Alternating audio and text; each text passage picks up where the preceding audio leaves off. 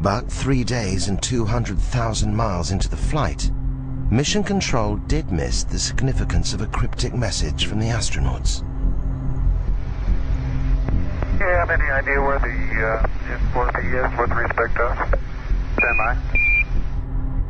The crew required information on the current position of the S4B, the final stage of the rocket which had been jettisoned away 2 days earlier. This short message hid an extraordinary turn of events. Apollo 11 wasn't alone in space. There was something out there that was close enough to be observed, and what could it be? Traveling alongside Apollo 11 was a mysterious object, like this one filmed on a later mission. If the object wasn't part of Apollo's rocket, it could be only one thing: a UFO. Mike decided he thought he could see it in the telescope, and he was able to do that. And when it was in one position, that it had a series of ellipses. But when you made it real sharp, it was sort of L-shaped. That didn't tell us very much. NASA knew very little about the object reported by the Apollo 11 crew. It was obviously an unidentified flying object, but such objects were not uncommon, and the history of even Earth orbit space flights going back over the previous years indicated that several crews saw objects. Despite having a clear view of the UFO, the crew were wary of reporting it to Mission Control.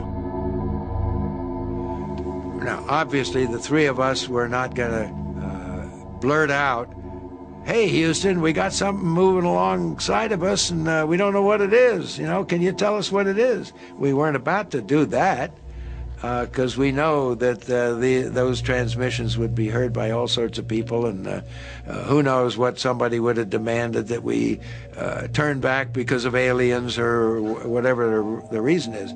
So we didn't do that, but we did decide we'd just cautiously ask Houston, how far away was the S4B?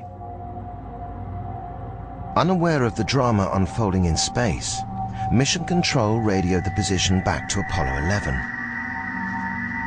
Apollo 11, Houston, the S4B is about 6,000 nautical miles from you now, over.